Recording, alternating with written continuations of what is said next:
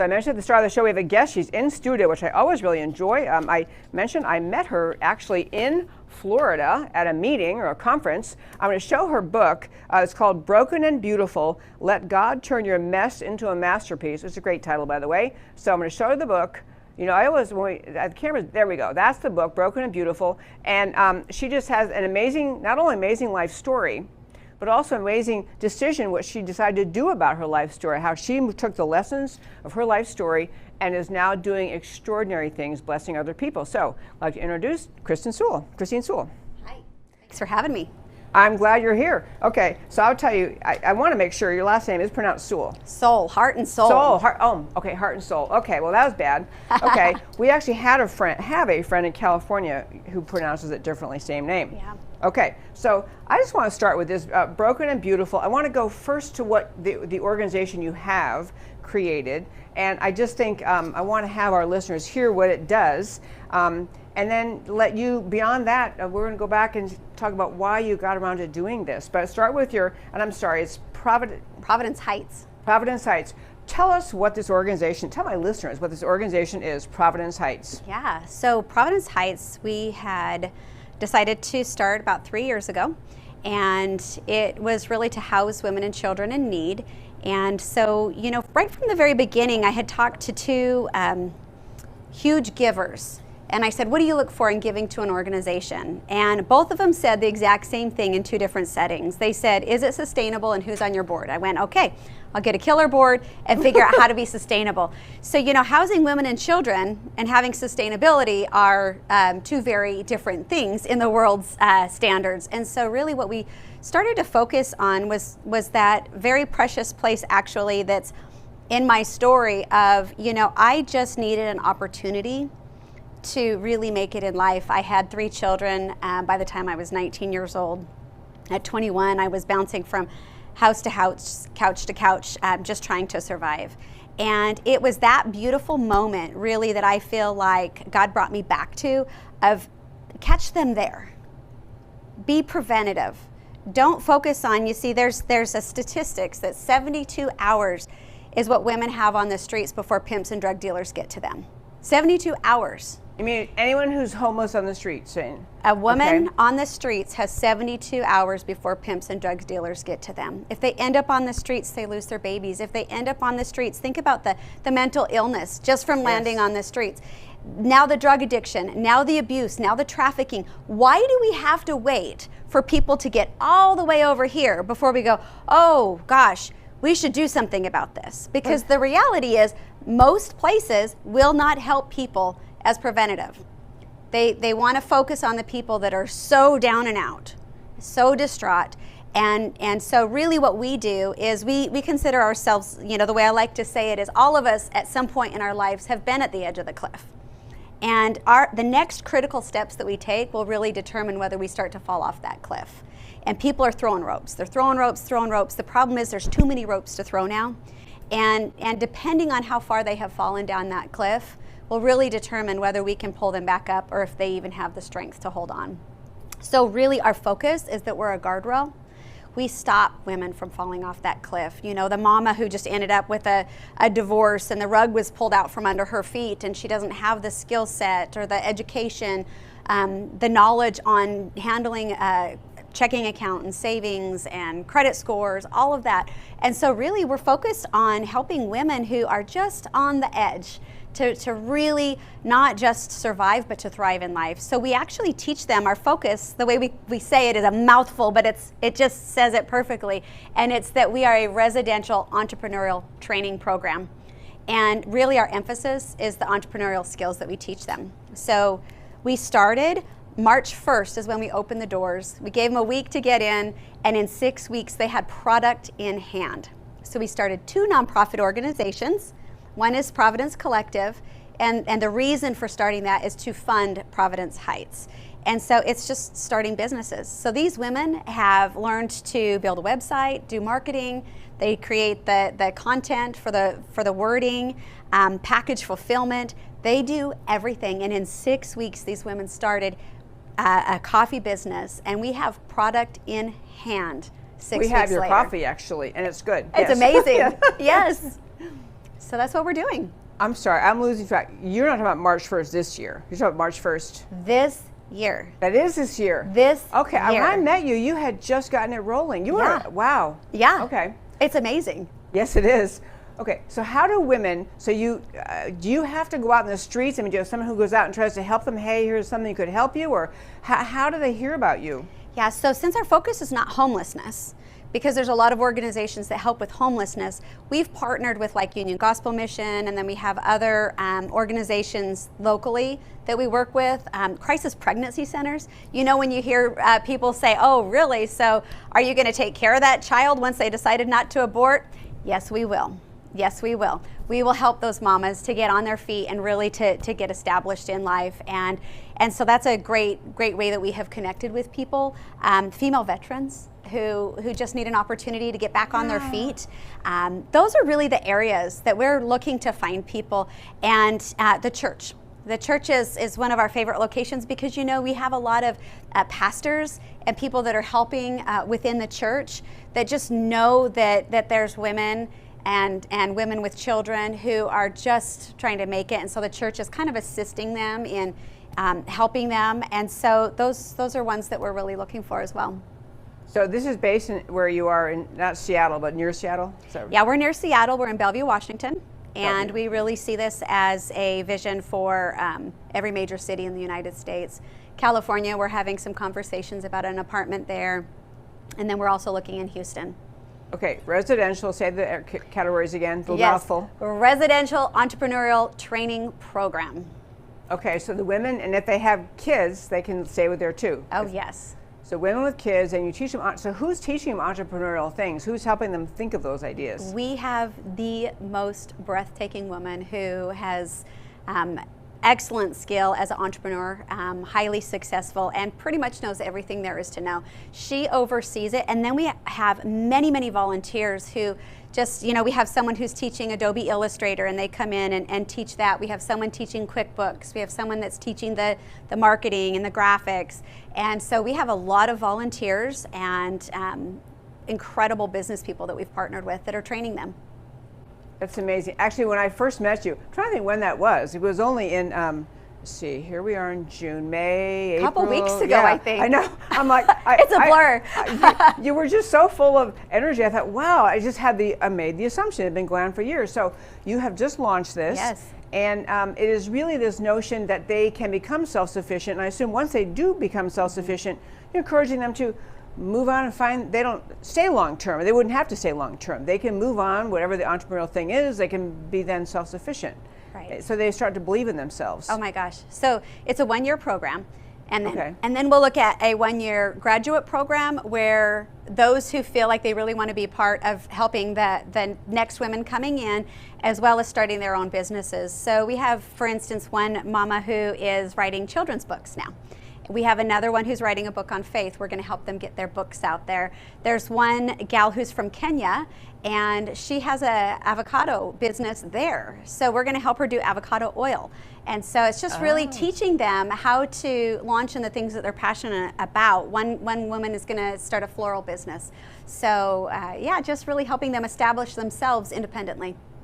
I love that, and I can't remember if I was telling you this when we met you, but I used to volunteer in this thing here we had in Dallas, which was rescuing prostitutes. Mm-hmm. And one thing I realized, because the women, we were all kind of our vintage, or my vintage. We're happily married, come from lovely homes, and we go down. And it was like overnight. It was during the night. It would be after they'd been arrested, and they could choose between going through the jail route, or they could pursue this kind of project to change their lives around. Mm-hmm. I remember watching, just thinking, some of them would look at us, and we were just trying to help and offer them a blanket or something, food and water, and they had all sorts of great counselors there.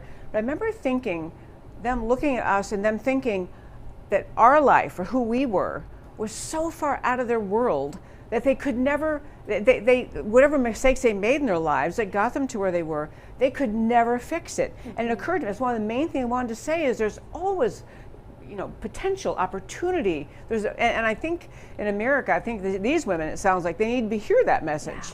Yeah. Yeah. You know, one thing that we established very early on in our organization is that we will always speak life over these women. They will always know how precious and valuable they are. And in fact, you know, at the beginning, one person had said something about, you know, I'm concerned about this one because of their depression, and I was like, whoa, whoa, whoa, whoa. We will never speak those words in this place again. We can talk about a diagnosis, that's fine. But these are daughters of the Most High God. Right. They have a destiny and a calling and a purpose. They were created for greatness. Somewhere along the line, they found that they couldn't really find their way through that fog. Well, it's our job to help them to see just how truly gifted and talented they are. And my gosh, to see these women in such a short period of time has been almost overwhelming to see how quickly the transition has taken place. Mind-blowing. Okay, so backing up from that, so this is a great thing you do. I know you mentioned having 3 kids by the time you were 19, and now you have a wonderful husband. Yes. Yeah. You had a story in your book, and I actually am sorry I can't remember the child's name, but you've had many amazing experiences with your children in terms of just healing through faith, changing their lives. So the one child who had asthma, I can't remember the, sorry, I'm just blown away. Your book is such an affirmation of faith and of a just kind of a, it's not a preachy, it's just this is my life and the experience I've had and the truth I've found. So would you share that one story? Yeah, so I have a lot of people that have commented on the book, wow, this is not preachy. Right, exactly, it's not preachy. Yeah. One person who actually reached out to me and she said she gave her life to Jesus, and she said, had she known it was a Christian book, she wouldn't have read it, but she was so captivated by it. And in the end, what she said was, all I know is I want to know the Jesus you know. That's what I want to know. And so as far as the chapter, I have a chapter on healing, and one of the areas I talk about my son who actually both of them were born with asthma. They were premature, and it was the kind that they said they would always have, and they would never be the doctor said that. Yeah, they always the doctors. Had to be asthmatic, yeah. Yep, and it was pretty critical. You know, if one of them had a hard time with an asthma attack, he was usually hospitalized for many days at a time. And so we had gone to a church, and the church background that we had was not, you didn't pray for healing, you didn't do anything like that. And we had gone to this big church first time, freaked me out. But you know what? My son had just gotten out of the hospital. It was pretty critical. His lungs were permanently damaged. And the pastor did an altar call for healing. So I thought, I'm going to take him down. So I brought him down, and he afterwards had said that he was totally healed. I went to go give him his nebulizer treatment, and he was saying, no, I'm healed. And I'm like, that's great, buddy. Take your treatment now. And he's like, no, I'm healed. And he said, that man prayed for me, and I'm healed. He said he felt it. He felt yeah. heat when he put his hand on his head. He said he felt heat on his whole body. And then he said what felt like needles stabbing him and like a snake wrapped around him. He said he just, all of that, when that heat came down him, he just was completely healed. And so, how old was he, your child? Oh gosh, I think he was in the 2nd grade. So 7 or 8 or something like that. Yeah. And he really was healed. He was totally healed. They became star athletes after that, actually. So both your boys have had that experience of just asthma gone. Yep. That's the kind of thing, I honestly think people have those experiences in America and all sorts of different Christian faiths. Yeah. What faith or the practice of faith that's more kind of in your heart and real versus attend church, follow the rules, go to choir practice. So, I mean, and the kind of, there aren't bad things to do, but I mean, it's a real, genuine, in your heart faith. Yeah. I think those things happen, and I don't think people share them very often. Right. Well, I think that the real difference is between religion and relationship. You know, it's really the relationship of a loving father that really brings forth the redemption that I talk about in my book, healing, freedom.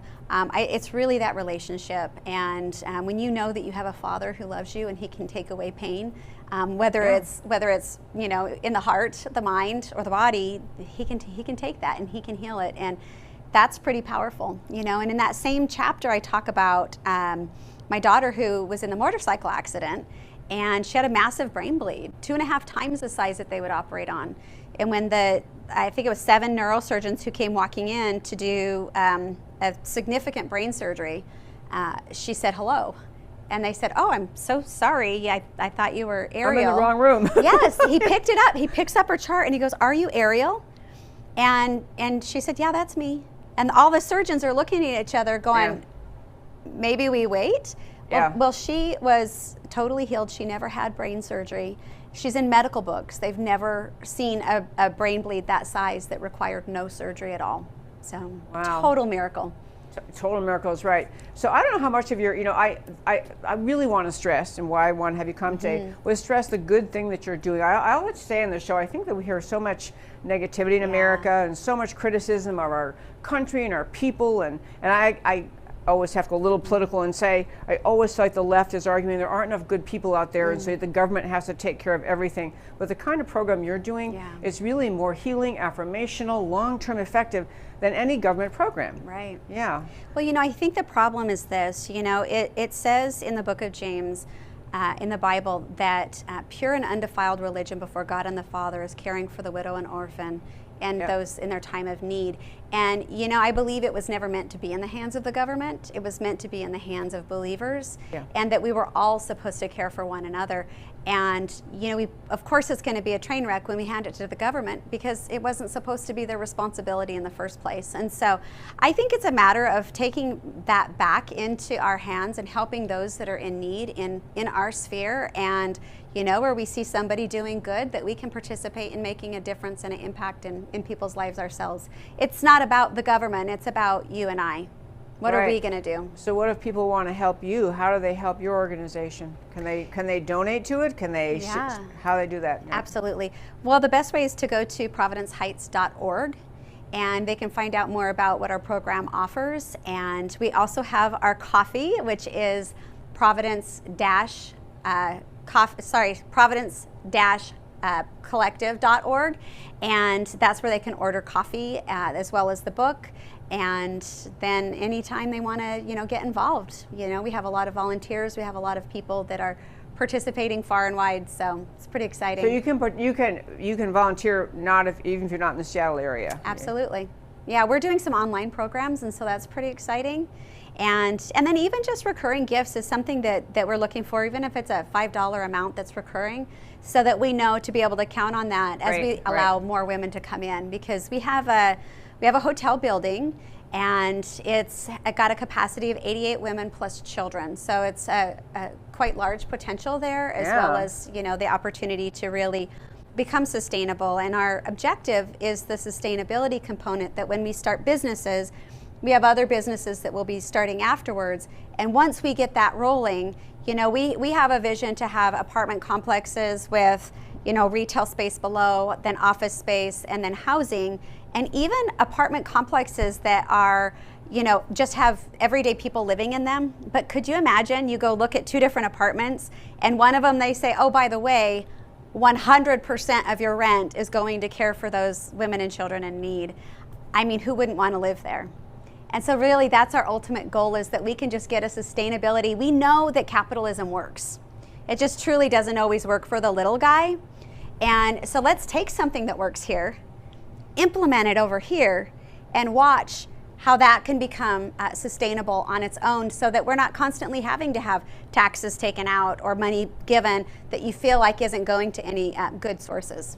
Yeah, I'll say one last thing about doing it in the private sector, which is government tends to believe, and maybe they feel like they're constrained by the laws and the courts, they really can't have a faith component in what they are doing. They can maybe refer people to an outside organization, but the whole, it's a fish for a day kind of thing versus really what you actually change, how you think of yourself, you believe in yourself and your God-given rights and purpose and place and identity that makes you change long term. And that's what really the private sector can do that, and really the government just can't. And that's really my heart cry, is transformation of heart, because from my story, my situation, I had a very difficult life.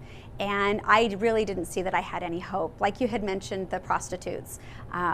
It's hard to see what you could potentially be when everyone in the world around you is telling you that you can't.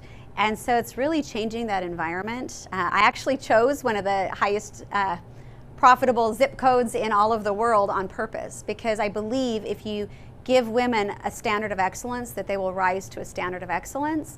And so that's really what we're showing them, is that they have purpose. In fact, they all chose their names. So we have director of marketing, we have director of package fulfillment. They'll send out emails. In fact, I talk to people and they're like, oh my gosh, they were so professional, I thought they were your staff. And I'm like, they are that professional. They own this business, Providence Collective, and you would have no clue that they were fighting to just keep a roof over their head. Wow. Christine Soule, I am so blown away. Again, I'm going to urge my listeners to buy your book. Okay, here you have, there we go. It is Broken and Beautiful. You just will love it. You should give it, actually be a great gift to give to young women, or to anyone really, but it's just easy read, friendly, loving read. And as you say, it's not preachy, but at the end of it, feel very renewed again.